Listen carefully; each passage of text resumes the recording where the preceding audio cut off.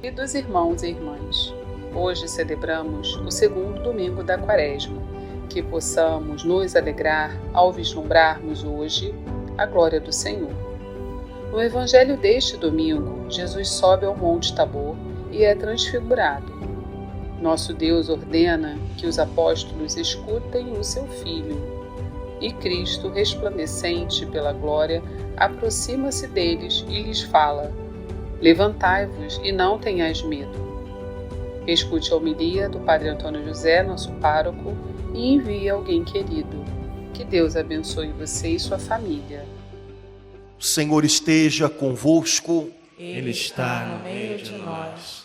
Proclamação do Evangelho de Jesus Cristo, segundo Mateus. Glória a vós, Senhor. Naquele tempo, Jesus tomou consigo Pedro, Tiago e João, seu irmão, e os levou a um lugar à parte, sobre uma alta montanha, e foi transfigurado diante deles. O seu rosto brilhou como o sol, e as suas roupas ficaram brancas como a luz. Nisto, apareceram-lhes Moisés e Elias, conversando com Jesus. Então Pedro tomou a palavra e disse: Senhor, é bom ficarmos aqui. Se queres, vou fazer aqui 3 tendas, uma para ti, outra para Moisés e outra para Elias. Pedro ainda estava falando, quando uma nuvem luminosa os cobriu com sua sombra. E da nuvem uma voz dizia: este é o meu Filho amado, no qual eu pus todo o meu agrado, escutai-o. Quando ouviram isto, os discípulos ficaram muito assustados e caíram com o rosto em terra. Jesus se aproximou, tocou neles e disse: levantai-vos e não tenhais medo. Os discípulos ergueram os olhos e não viram mais ninguém, a não ser somente Jesus. Quando desciam da montanha, Jesus ordenou-lhes: não conteis a ninguém esta visão, até que o Filho do Homem tenha ressuscitado dos mortos. Palavra da salvação. Glória a vós, Senhor. Irmãos queridos, os trechinhos da palavra de Deus que nós escutamos nesse domingo, eles têm detalhes que eu acredito que a gente não pode deixar passar em branco. São detalhes que, se a gente conseguir lembrar ao longo dessa semana, talvez ajudem muito a gente a ver, a pensar, a viver a nossa vida de um jeito diferente. Queria partilhar com você alguns desses detalhes que me chamaram mais a atenção. A primeira leitura que a gente ouviu hoje é um trechinho do primeiro livro da Bíblia, o livro do Gênesis. Fala do começo de tudo. Hoje nós ouvimos a respeito de Abrão, o pai do povo de Israel. Esse homem foi chamado por Deus para dar um passo além, num momento da vida em que a maioria das pessoas já pensa em pendurar a chuteira. Se você conhece um pouquinho da história de Abraão, você sabe que ele vivia na casa do pai até já quase os 80 anos, até o dia em que o Senhor o visitou e fez a ele um convite: vamos caminhar juntos? Eu quero levar você a uma terra que eu vou mostrar para você, mas a gente precisa começar a caminhar. Você precisa sair daqui, você precisa buscar o seu lugar, vamos lá. E Abraão foi. Irmãos, uma coisa sempre passa no meu coração quando eu ouço ou quando eu leio essa palavra. O Senhor disse a Abraão: sai da tua terra e vai para o lugar que eu vou te mostrar. Ok, Senhor, e para onde que eu vou? Eu vou te mostrar. E para que lado que eu ando? eu vou te mostrar. Eu sempre achei isso muito estranho, até o dia em que eu li um texto escrito por um rabino. E esse rabino escreveu que se a gente traduzisse para o português, da maneira mais ao pé da letra possível, a frase que está na nossa Bíblia como eu vou te mostrar o lugar, a tradução seria mais ou menos assim, eu vou colocar um lugar dentro de você. Então a coisa começou a mudar na minha cabeça. Eu comecei a pensar assim, bom, quer dizer então que quando o Senhor disse, Abraão, vamos caminhar, e eu vou te mostrar um lugar, na verdade o Senhor disse assim para ele, Abraão, eu vou colocar um lugar dentro de você, e aí você vai caminhar. O primeiro passo que Abraão tinha que dar, não era nem para frente, nem para o lado direito, nem para o lado esquerdo e nem para trás, era para dentro. Eu vou colocar dentro de você, eu vou mostrar a direção que você deve seguir. Irmãos, a vida da gente é um pouquinho isso. Todo dia o Senhor dá para a gente uma nova chance chamada hoje. E nessa nova chance chamada hoje, é como se o Senhor estivesse dizendo assim, vamos caminhar um pouquinho junto? Você não pode se acomodar, ou dizendo bem coisas que talvez a gente sinta, você não pode ficar na cama, combinado? Tem que levantar, vamos caminhar junto. E aí pode ser que você diga, mas Senhor, eu não sei para que lado que eu vou, se eu vou para frente, se eu vou para trás, se eu vou para a direita, se eu vou para a esquerda, e talvez o Senhor diria para a gente o que ele disse a Abraão, eu vou colocar dentro de você a direção na qual você deve ir. Antes de tentar ir para lá, para cá, para lá, para cá, entra, vai dentro de você, e com seu coração sereno e atento a mim, você vai perceber qual é o próximo passo. Foi assim com Abraão, pode ser assim com a gente também. Abraão recebeu de Deus uma promessa, eu vou abençoar você, mas a promessa não era só essa, a promessa foi, eu vou abençoar você, e eu vou fazer de você uma bênção. Quando Deus abençoa a gente, é para que a gente seja bênção para outros. Algumas pessoas pensam só a metade do negócio. Senhor, me dá a minha bênção. Eu, quando era criança, tinha uma música que a gente cantava falando de Jacó e do anjo que brigava. Quem conhece a Bíblia sabe, mas quem não conhece não adianta. E aí, Jacó segurou o anjo, aí tinha um pedaço, me dá a minha bênção para depois subir. E eu gostava dessa música, a música era um forrozinho. E tem muita gente que até hoje pensa assim, Senhor, me dá a minha bênção. Senhor, manda o teu anjo para me dar a minha bênção. Certo? Só que a promessa que Deus fez a Abraão, ela era um pouquinho mais comprida. Eu vou te abençoar para que você seja a bênção. E enquanto a gente não entende isso, eu acho que a gente não consegue nem pegar as bênçãos que Deus tem para a gente. Quando Deus abençoa você, é para fazer de você uma bênção. E o Senhor prometeu assim a Abraão, olha, o teu nome vai ser uma bênção para as pessoas. Ou seja, Abraão, só das pessoas lembrarem do teu nome, elas vão se sentir abençoadas. Olha que beleza. Só das pessoas lembrarem de quem você é, do que você faz, da maneira como você leva as coisas, elas vão se sentir abençoadas. Irmãos, o que o Senhor fez com Abraão, é o que Ele quer fazer com a gente, é o que Ele está fazendo com a gente. Deus nos abençoa para que a gente seja a bênção. Primeira coisa, tire da cabeça que você é parte de um grande problema e comece a colocar na cabeça que você é parte de uma grande solução. Primeira coisa. Mas eu tenho um problema, eu tenho vários também, se você quiser te empresto alguns, se você só tem um, né?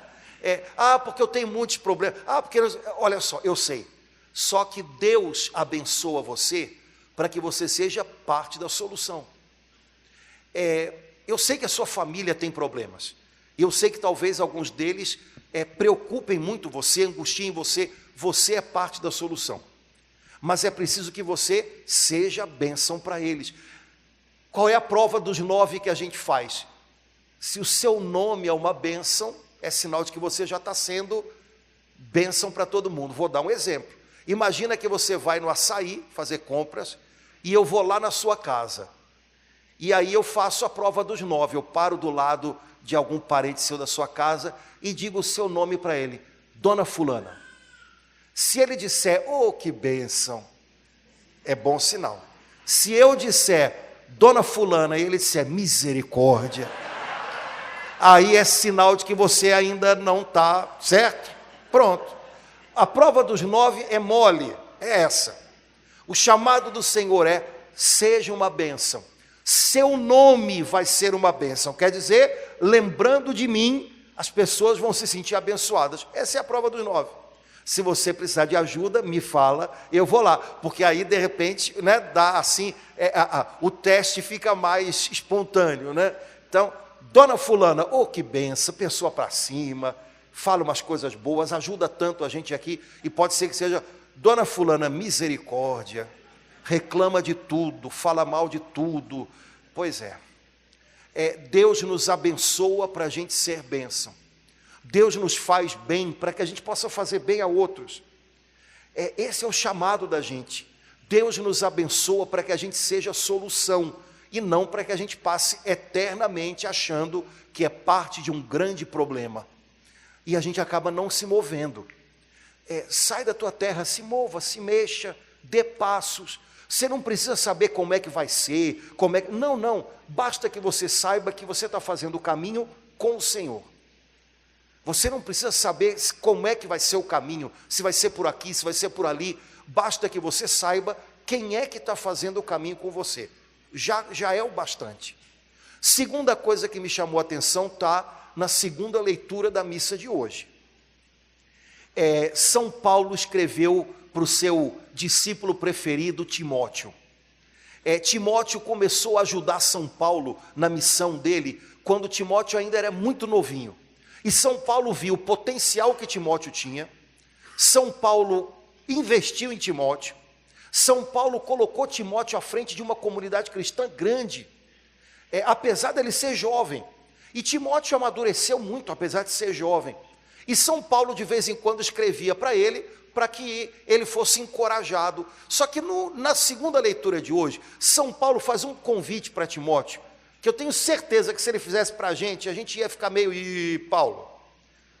São Paulo, no comecinho da segunda leitura de hoje, disse, Timóteo, sofre comigo pelo Evangelho. Se alguém chamasse você para sofrer, tu ia. Timóteo, sofre comigo, vamos lá, vamos sofrer. Espera aí, Paulo, que chamado, que coisa, me chama para ir para Paris, Paulo, não para sofrer, né? Que conversa é essa?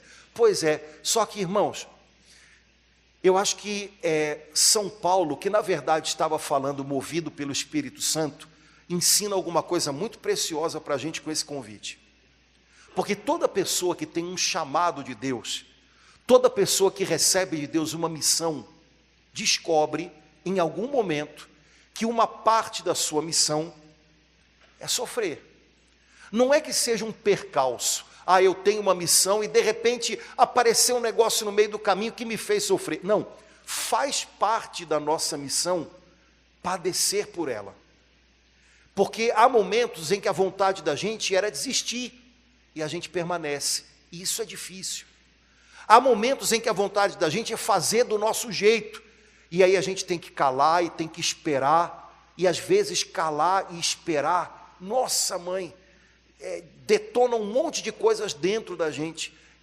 As pessoas que a gente ama nos fazem sofrer, porque pelo menos elas em algum momento não vão ser exatamente do jeito que a gente queria, e de alguma maneira isso já mexe com a gente, mas a gente sabe que não é assim. Eu não posso querer que as pessoas estejam aqui para ser do jeito que eu queria, ninguém está aqui para caber no meu quebra-cabeças, não é assim que funciona, mas o coração da gente para aprender isso.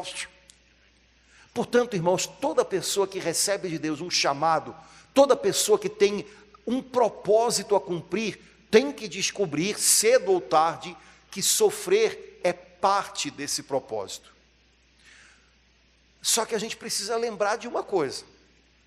Existem coisas pelas quais vale a pena sofrer. Soframos por elas. Existem coisas pelas quais não vale a pena sofrer. Paremos. E eu acho que se a gente pensar assim, já vai ajudar para chuchu num monte de coisa. A gente tem muito sofrimento inútil, porque não tem nada a ver com um chamado de Deus, com uma missão a cumprir, não tem nada a ver com sentido, é um sofrimento sem sentido. Pois então, quando vier isso, a gente tem que descartar e seguir o caminho. Eu sofri muito porque eu ouvi uma pessoa que disse alguma coisa, que falou alguma coisa, que eu percebi que ela está me julgando de uma maneira que não é bem isso. Eu acho que esse sofrimento é um pouquinho sem sentido, é inútil. Eu tenho que prosseguir o meu caminho e não posso ficar estacionado naquilo. Eu não tenho controle sobre o que a pessoa pensa ou não pensa, não dá para controlar isso. E eu posso fazer o melhor e a pessoa pensar o contrário. Eu vou fazer o quê? Se eu sofro por isso, se eu estaciono nisso, danou-se. Existem coisas pelas quais vale a pena sofrer e em algum momento vai ser preciso sofrer por elas. Agarre-as e vá adiante com o Senhor. Aquele que chamou você vai dar forças para que você supere esses momentos. Existem coisas pelas quais não vale a pena sofrer, e se a gente se gasta demais por elas, é sinal de que talvez a gente esteja sofrendo pelo motivo errado. No fundo, é porque o meu orgulho foi ferido, é porque a minha prepotência foi quebrada. Mas vale a pena eu sofrer porque o meu orgulho foi ferido? Tem que se ferir, fere mesmo, dá uma bolacha nele para ver se alguém resolve, porque eu não consigo. Então tem que ferir o orgulho, não adianta eu sofrer porque ele está ferido, deixa ficar ferido, não tem jeito. E segue em frente.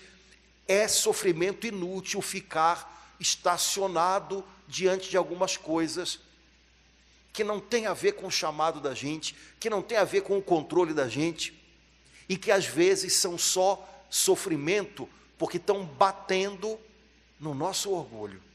Bom, existe uma terceira coisa. Eu posso dar sentido para alguns sofrimentos que a vida traz e que, exemplo, fiquei doente, ou descobri uma coisa que está me limitando.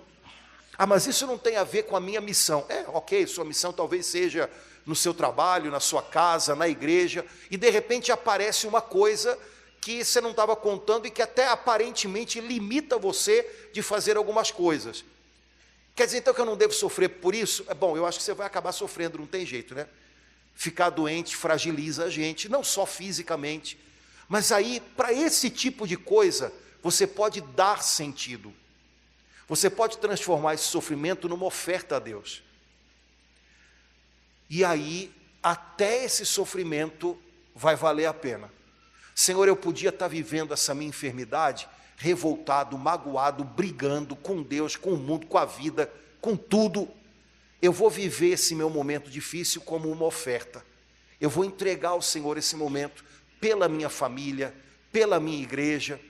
Quando você deixa de viver um sofrimento como uma fatalidade, alguma coisa que veio sobre você, e começa a vivê-lo como uma oferta, alguma coisa que você entrega a Deus, você deu sentido para esse sofrimento. Deus não vai jogar isso fora, garanto para você.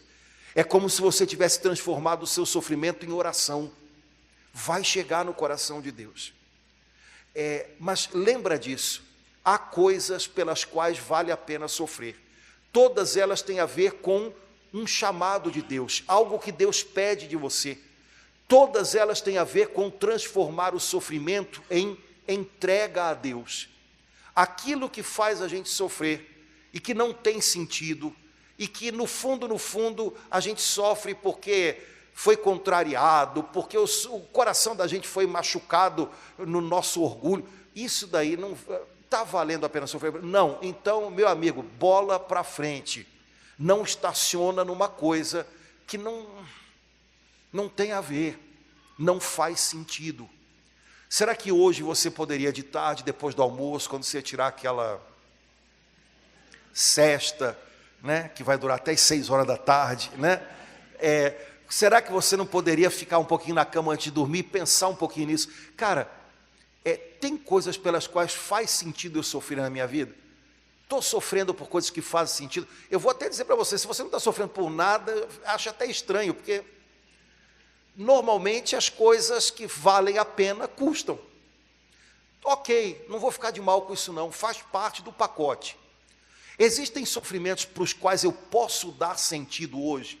Cara, eu estou num momento passando por uma coisa que eu não pedi, que a vida trouxe. Eu estava vivendo isso até hoje como uma revolta, eu vou transformar numa oferta. Senhor, estou te entregando esse sofrimento, estou transformando ele em oração, pela minha família, pelos meus filhos. Legal. E de repente você pode se perguntar, eu estou sofrendo por alguma coisa que não faz sentido? Eu estou sofrendo por alguma coisa que não vale a pena?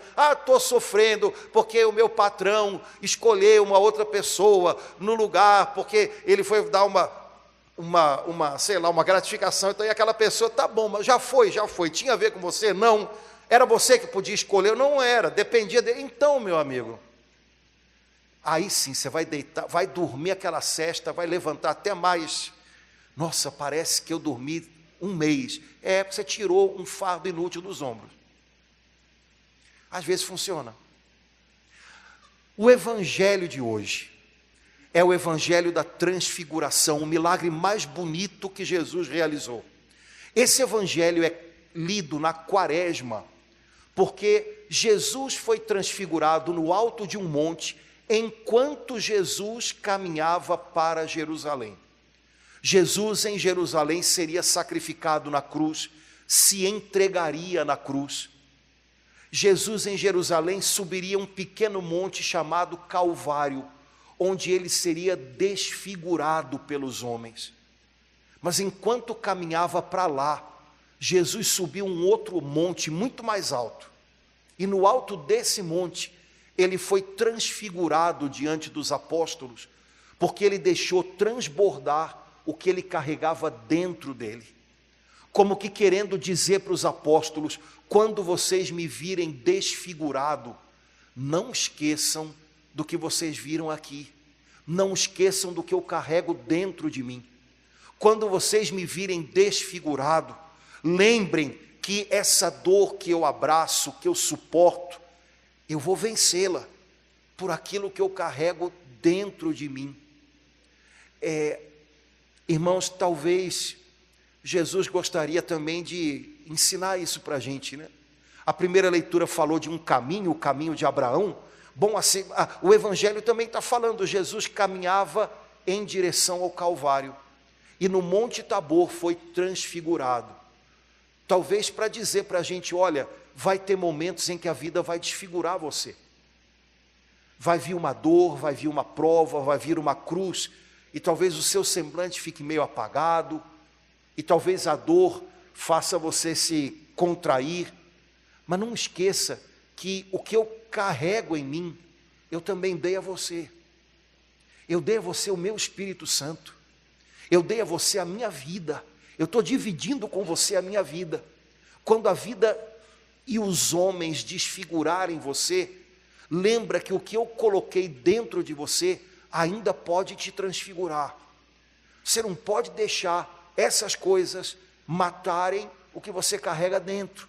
E é buscando dentro, talvez como Abraão, né? É buscando dentro que você vai encontrar forças para ir além dessa cruz, ir adiante. O caminho prossegue para além dela. Jesus subiu o Monte Tabor, e algumas coisas nesse evangelho me chamam mais a atenção. Os detalhes que a gente não pode deixar escapulir quando lê a Bíblia. Jesus transfigurou-se diante dos apóstolos, eles tiveram visões de Moisés e Elias, que representam os anúncios do Antigo Testamento sobre o Messias que ia chegar. E então, desce uma nuvem escura sobre o Tabor. E os apóstolos se apavoram.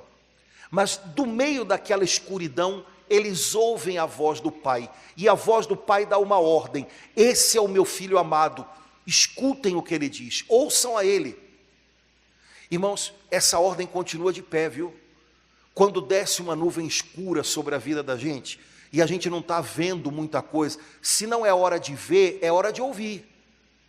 escute o Filho amado, dê atenção a Ele, ouça Ele, abra sua Bíblia, dobre seus joelhos, vá para um lugar secreto de silêncio, onde você possa estar a sós com Ele, e peça a Ele: Senhor, me ensina, Senhor, me dá um coração atento ao Senhor no meio de tanta confusão. E eu tenho certeza, Ele vai encontrar uma maneira de fazer a voz dele chegar no seu coração. Mas tem um detalhe bonito aí: os apóstolos ouvem o Pai dizer: esse é meu Filho amado, escutem a Ele. Ok, vamos escutar. Fala, Jesus. O que Jesus fala logo depois? Imediatamente depois. São Mateus diz que depois de ouvirem a voz celestial do Pai, esse é meu Filho amado, ouçam o que Ele diz, a nuvem se dissipa, Jesus toca nos discípulos, e a primeira coisa que Jesus diz é: levantem e não tenham medo. Irmãos, tudo que Jesus diz para a gente é sempre puxando a gente: levanta, não tenha medo, eu estou aqui. Sabe, tudo que o mundo diz pode dar uma rasteira na gente. A gente sabe que tem palavras que têm o poder de dar uma banda na gente. Pois é, o mundo pode dizer: afunda, e Jesus está dizendo: levanta, não tenha medo, eu estou aqui, vamos caminhar, vamos prosseguir. Levantem, não tenham medo, é a primeira coisa que Jesus diz depois de os apóstolos ouvirem a ordem do Pai. Quando você dá ouvidos a Jesus, Ele sempre reergue você. Ele sempre ajuda você a dar mais um passo. Talvez você não possa fazer todo o caminho num dia só, mas para quem estava prostrado, às vezes um passo já é uma vitória. Melhora de 100%. Eu estava parado, dei um passo, 100% de melhora. Então, São Mateus escreve assim: levantando os olhos, eles não viram ninguém a não ser somente Jesus. Eu acho que São Mateus não era ruim de escrever, não. Se eu vejo uma frase assim numa prova de um aluno meu, eu mando um bilhetinho, um recadinho do coração para ele, né? Meu filho, tem coisa demais, tem negativa demais aqui. Não viram ninguém. Peraí, já tem duas negativas, isso é coisa de brasileiro, né? Não viram ninguém. Se eles não viram ninguém, eles viram alguém, né? Mas, enfim, brasileiro escreve assim, né? Não viram ninguém, a não ser somente Jesus. Mas como foi São Mateus, eu não vou escrever na minha Bíblia um recadinho do coração para ele, não. Mas eu acho que São Mateus fez de propósito. Eu acho que era uma maneira de São Mateus dizer: olha, tem dias na nossa vida luminosos, tem dias na nossa vida sombrios, mas no fundo, se a gente olhar ao redor, ainda que a gente não veja mais ninguém, a gente vai sempre ver, pelo menos, a não ser somente Jesus. Ele fica até o fim, ele não vai embora. Há uns anos atrás, eu vi uma mocinha fazendo uma pregação, não sei, foi alguma coisa na internet, mas uma jovenzinha muito diferente do que a gente costuma ver na internet, uma menina que você via cheia de Deus. E a menina fazendo a pregação sobre os atributos de Deus. Deus é onisciente, sabe tudo, onipotente, pode tudo, onipresente. E na hora de explicar o que significa que Deus é onipresente, ela disse assim: Deus é onipresente, quer dizer que Ele nunca vai embora e nunca diz adeus, Ele só diz: estou aqui. Ele é onipresente. Então não há lugar, não há situação na minha vida onde eu esteja em que eu não vá ouvir Deus dizendo para mim: eu estou aqui. E não adianta, ainda que eu próprio fuja, não tem jeito. Eu posso até fugir, mas Ele nunca vai embora. Irmãos, há momentos na vida em que de verdade é assim. Não é porque as pessoas são ruins e a gente é maravilhoso. Vamos parar de vitimismo. Oh, coitado, o que você quer? Um lenço? Te dou, né? Vamos parar de bobagem, né? É porque as pessoas também têm as complicações delas. E tem dias, meu amigo, em que não tem jeito. Os outros também vão ter problema. E não vai dar para eles estarem à disposição como a gente queria. O problema da gente não é esse, o problema é que a gente esquece que há dias na nossa vida em que a gente olha ao redor e não vê mais ninguém a não ser somente Jesus. E a gente não fica feliz com a presença dele. A gente o trata como se ele não estivesse lá. Esse é o nosso problema. Mas ele está. Jesus desceu o monte com os seus discípulos e disse a eles, olha, não contem nada do que vocês viveram aqui até o momento certo. Depois da ressurreição. Os apóstolos ficaram, depois do quê? Quê? Você conhece a história de trás para frente, então está tudo explicado. Eles não conheciam. Depois do quê, Jesus? Não, depois vocês vão entender. Mas por enquanto, carreguem isso dentro de vocês. Porque tem coisas que a gente tem que viver dentro. E só depois é que a gente vai conseguir explicar, compartilhar, dividir. E se você não vive dentro, não adianta querer falar. Tem coisas que são aqui. Irmãos, a palavra de Deus hoje tem tanta coisa boa para a gente carregar para o caminho da gente. Vale a pena a gente lembrar dessas coisas quando a cruz ficar pesada durante a semana. Lembre, tem coisas pelas quais vale a pena sofrer. Você não está enganado só porque está sofrendo. Por outro lado, existem coisas que não vale a pena que você sofra por elas e talvez você esteja enganado querendo insistir em algo que não tem a ver com o chamado de Deus, que não tem a ver com um propósito de Deus, que sequer você pode transformar numa oferta, porque eu acho que Deus nem quer aquilo. Imagina, vou dar um exemplo assim, fora da curva, para ninguém dizer que o padre está olhando para mim, né? Você imagina a mocinha namoradeira, em idade de namoro, aí ela conhece um rapazinho no bairro, quem sabe até na igreja, porque o miserável vem à igreja, e aí ela conhece um rapazinho na igreja, e ela pensa, foi Deus que me deu. E aí depois de um tempo, a menina começa a perceber que o rapazinho, que ela achava que Deus tinha dado, o rapazinho não tem noção nenhuma, ele maltrata ela, ele envergonha ela na frente dos outros, já deu um puxão no braço dela, aí ela pensa assim, ai, eu estou sofrendo, mas é por uma boa causa, porque, inclusive eu acho até que eu vou casar ele para mudar ele. Minha filha, não rola não, pezinho no chão,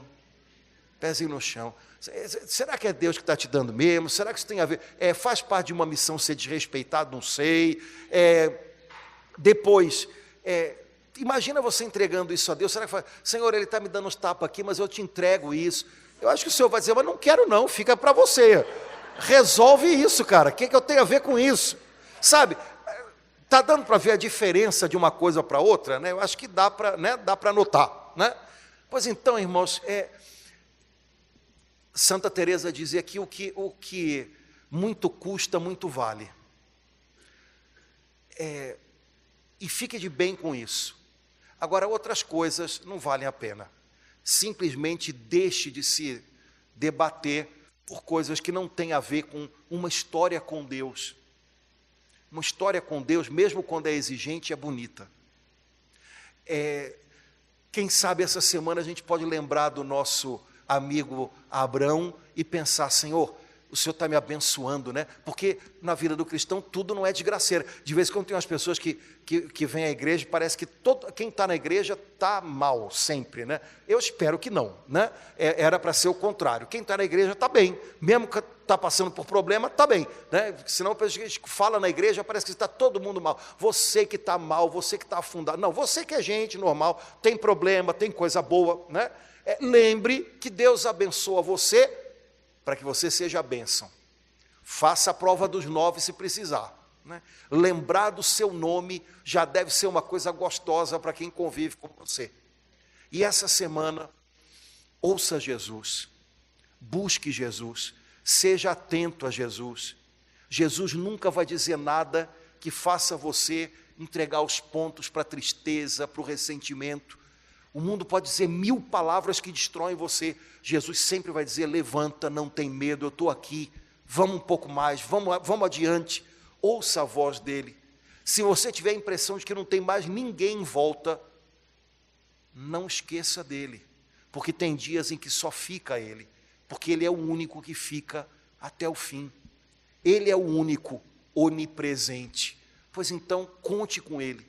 E quem sabe essa semana a gente vai poder ajeitar a nossa cruz nos ombros e carregá-la com um pouco mais de coragem, entusiasmo, esperança, abençoando até debaixo da nossa cruz. Cristão que é parecido com Jesus é tão abençoado que até quando está debaixo da cruz, abençoa quem encontra no caminho. Pois que o Senhor faça assim com a gente, para que a gente deixe marcas boas no coração de quem a gente encontrar.